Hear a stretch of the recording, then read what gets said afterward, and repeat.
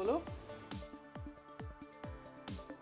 Hello and welcome. To talk about a world that seems to be in geopolitical recession, we're joined in the India Today studios at the World Economic Forum by the big man himself, the President and the Chief Executive of the World Economic Forum, Børge Brende. Thank you very much, sir, for joining us. Fantastic having you with us. Thank you for having me again. Your Congress convenes at a time when the world's eyes are on Donald Trump taking over as President of the United States once again.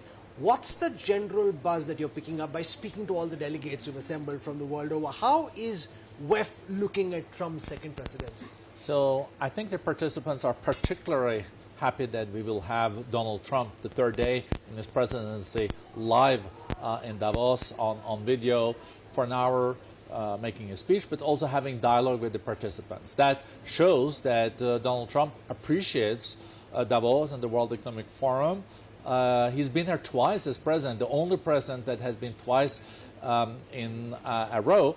And then he is underlining the importance of deals. And I think in Davos this year, you have a lot of realism related to the economic outlook, and we need to revive global growth.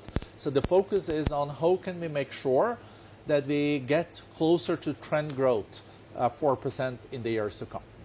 So you've spoken of a geopolitical recession. Explain to our viewers watching you at this time, what do you define as geopolitical recession and how should the world be prepared to deal with it? So the backdrop geopolitically is not like this, sunny. The geopolitical backdrop that we are working against, or the backdrop for Davos this year, is the most complicated geopolitical backdrop in generations. What do I base that on? It is the competition between the G2, China and the US. There's more conflicts and wars than in the past, and we see less cooperation and more than competition. And that's something that is also shaping the agenda here in Davos. But what we're trying to do is, though, to identify areas where there is enough self-interest to also then collaborate even in a fragmented world. So you've spoken of a stable world order having passed. What comes? You're saying there's a new world order that's taking shape.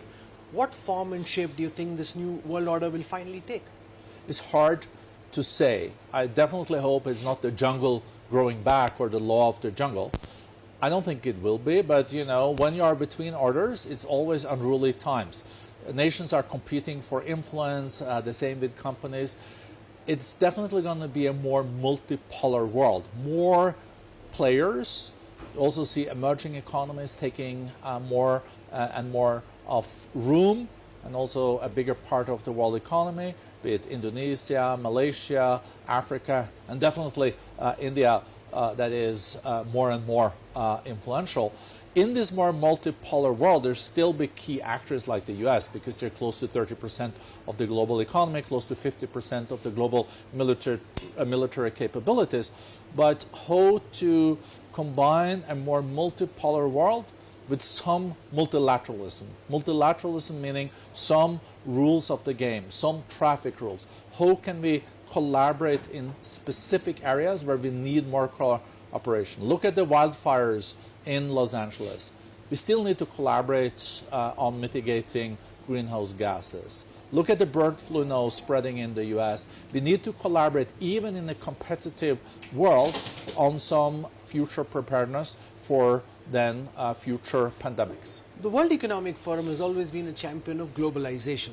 President Trump poses the greatest threat to globalization, which in any case seems to have been in recess.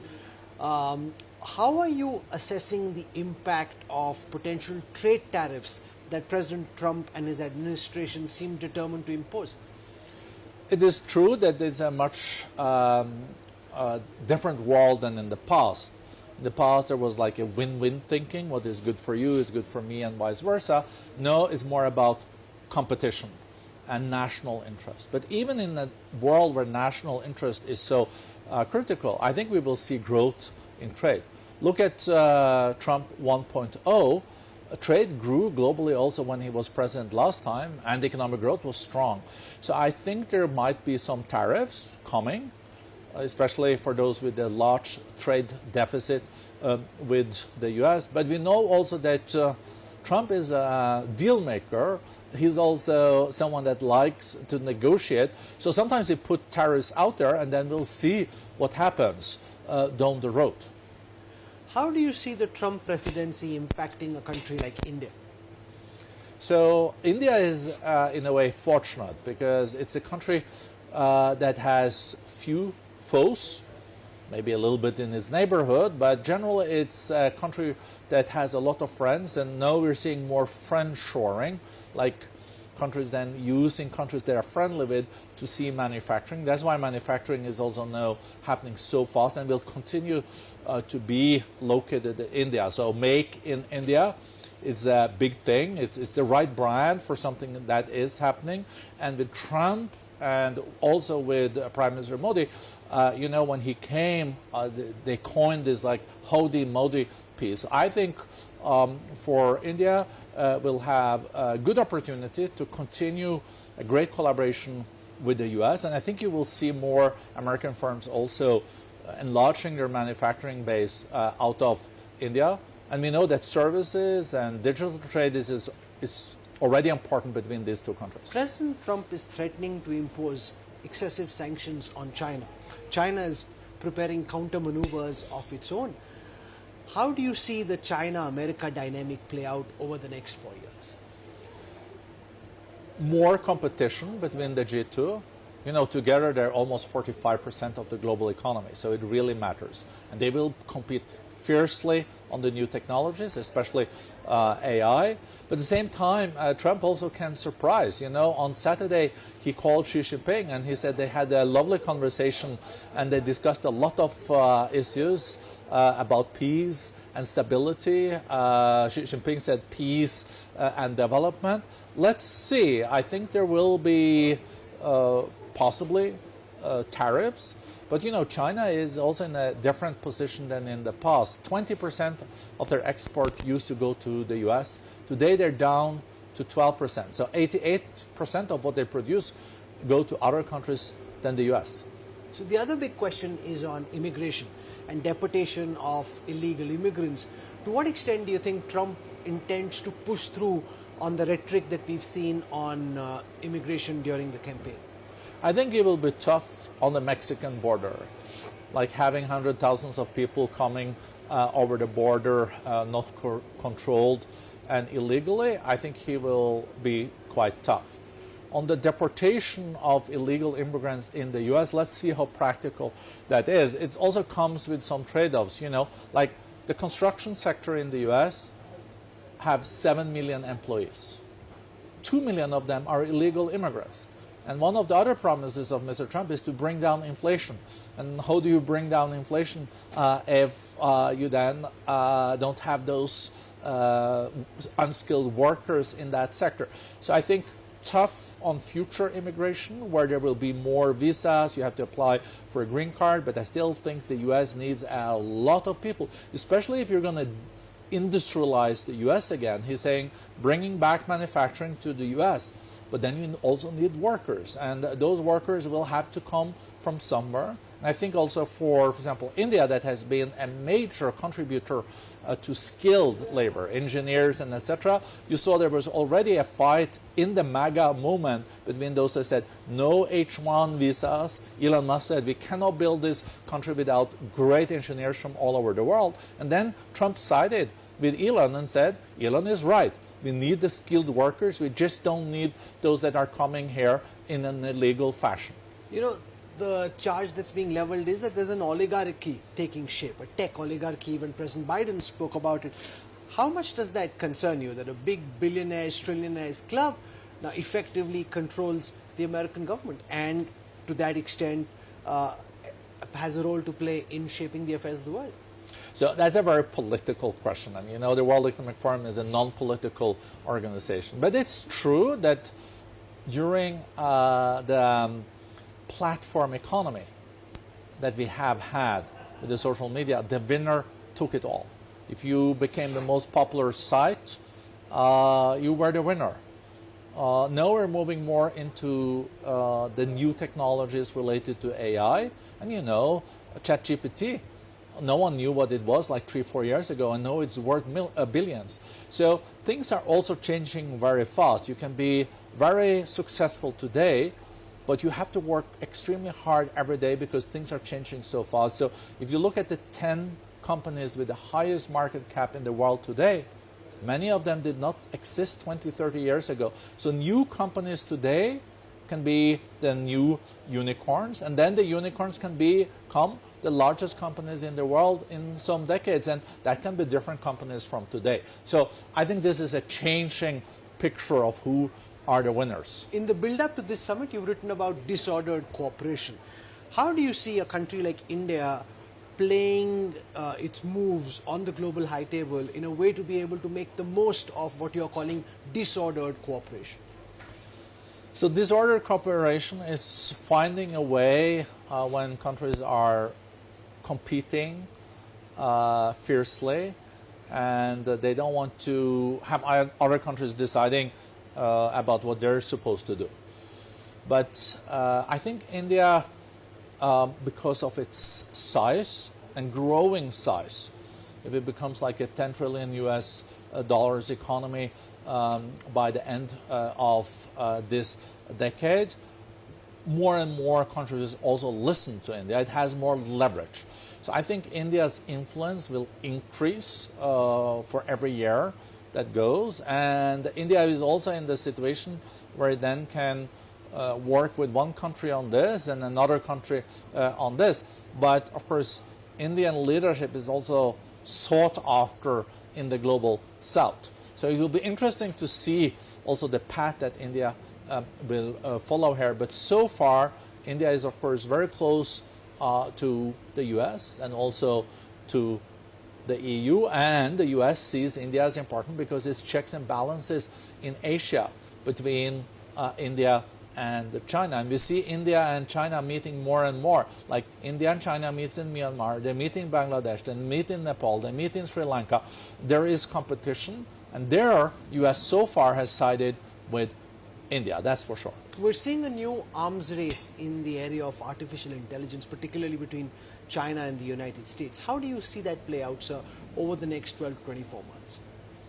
It's definitely a fierce race between the US and China on who's going to be most advanced on Gen AI, but also on quantum computing. What is quantum computing? Is really about breaking through everything that we have of security measures today. A quantum computer can go into all the systems we have. So there is a race there, and that race will continue. And both of these nations, China and the US, know that the country that can be best and most impactful on AI is going to be also probably the most prosperous and most successful country in this century. So this race will go on, but there's also other actors that want to play a role there. EU is coming there, India, and others. What's your worst nightmare? What keeps you awake at night? So that is escalation of wars. You could see a full-fledged war between Israel and Iran. You could also see that Ukraine war was expanding to a broader area. You could also see things in East Asia getting out of control. I don't think it's the most likely scenario, fortunately. I think it's unlikely, but with big consequences, and especially for the global economy. We got the global economy back on the 3.3% track for growth. It's below trend growth, close to 4%, but it's better than zero growth. And these kind of escalations of conflicts can kill growth, kill trade, and make us less prosperous and poorer. The World Economic Forum has been championing Ukraine's cause since the war started. Now President Trump wants to talk to Vladimir Putin and see if he can help reach some kind of a rapprochement. How do you see, particularly from Europe's lens, the Russia-Ukraine conflict play out over the next few months? The World Economic Forum has invited Ukraine also to our platform. So President Zelensky has been speaking in Davos, and he will speak here also later in the week. That's true. And we are also saying that we are strong believers in the UN Charter and what we have agreed there.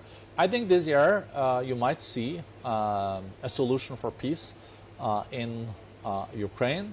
You know, Vladimir Putin thought he was going to take Ukraine in a week, and he's still stuck there, and he has lost 700,000 people, soldiers, and he controls 25% of the land. So Zelensky has been able to hold what we thought was one of the largest military powers of the world. No, Ukraine has become the 6th largest military power in the world themselves. But I think that there is no possibilities for finding a way for a future peace. But that has also to be agreed, of course, with Kiev, that also has suffered a lot. In the West, in the Mideast, do you see the peace process that just started, the ceasefire hold, extend to a phase 2? What's your broad view on what you think might happen next in West Asia? So there are some silver linings now in the Middle East. I hope that there will be a continuation of the ceasefire in Gaza, that there's some humanitarian relief, but that the future of Gaza should be a future without terrorism. Then in Lebanon, there is a new president, there is a new prime minister. Lebanon could be kind of a place where you could see huge investments coming in, but because of the conflicts and also the role of Hezbollah there, it's not been attractive. So that's looking a bit brighter. And let's see in Syria now, Assad is gone, but it's too early to call if the new regime in Damascus will follow a moderate path and also inclusive path. But we should be hopeful, and we will also have the foreign minister of Syria here in Davos. So we'll hear a little bit more. But if Syria could stabilize, rebuild, get the refugees back, it could be a much more prosperous country. But then you also have to invite, of course, the Kurds, the Christians, the Shiites, the Alawites, together with the Sunnis. Finally, the theme of this year's conference of the World Economic Forum is collaboration in the intelligent age. Do you think collaboration is indeed, it's a good mission to have. Do you think collaboration is indeed possible, or do you think this is more about competition rather than cooperation? What I would say is that cooperation is harder to achieve in a fragmented, polarized world, but is not less important. So in certain areas, we will try very hard to also achieve cooperation in the interest of humankind in a more polarized world. And I think we will succeed. Well, I hope you have a great week for taking out time and joining us on the first day. Thank you very much, Mr. Brende. Thank you. Thank you for inviting me. Thank you very much. Subodh, photo le le.